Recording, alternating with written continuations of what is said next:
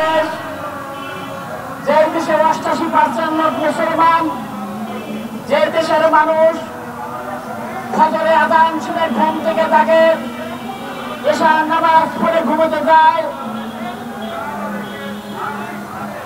এই বাংলাদেশ থেকে এর তীব্র নিন্দা এবং প্রতিবাদ জানাচ্ছি। আজকে যেখানে মুসলমানদের উপরে অত্যাচার হবে, যেখানে মুসলমানদের রক্ত ঝরবে, সেখান থেকে তাদের অধিকার বাস্তবায়নের জন্য, তাদের অধিকার ফিরে পাওয়ার জন্য সংগ্রাম করতে হবে, লড়াই করতে হবে। আমি বলতে চাই, East West Islam debate, we call you to the guidance of Islam, to the rules of Islam, to the way of Islam. If this brings politics to you, then this is our politics. Read by the name of Allah, what are kidded you?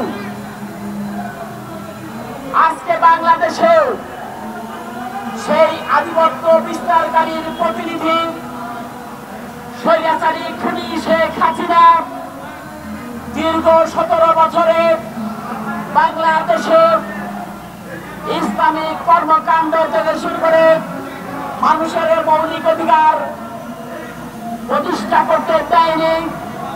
স্বৈরাচারী খুনি হাসিনা ছিল ভারতের agent. আজকে 17 বছরে বাংলাদেশের মানুষ তাদের অধিকার প্রতিষ্ঠা করেছে। 2024 সালে 5ই আগস্টে ঢাকা বিশ্ববিদ্যালয় থেকে শুরু করে বাংলাদেশের সকল বিশ্ববিদ্যালয়, সকল স্কুল কলেজ, শ্রমজীবী মেহনতি মানুষ, দিনমজুর খেলোয়াড়রা, সকল রাজনীতিবিদ, সুশীল সমাজ, সকল শ্রেণীর মানুষের আন্দোলনের মাধ্যমে স্বৈরাচারী খুনি শেখ হাসিনাকে দেশ থেকে পালাতে বাধ্য করা হয়েছে। বন্ধুরা, আজকে বিভিন্ন নামে বেনামে বিভিন্ন জায়গায় হামলা করে আবার চেষ্টা করছে আওয়ামী লীগ। তারা যে গণহত্যা করেছে, তারা যে মায়ের বুক খালি করেছে, যেই ছেলেটির জন্য তার বাবা মা মাথার ঘাম পায়ে ফেলে ছেলেকে মানুষ করে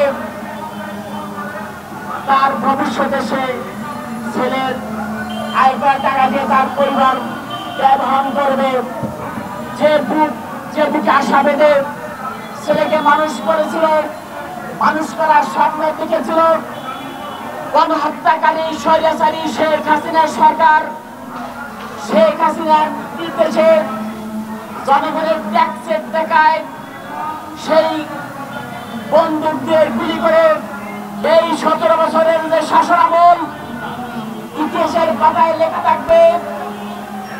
ইতিহাসের পাতা থেকে শুরু করে সকল নাটকে, সকল সিনেমায়, সাহিত্যে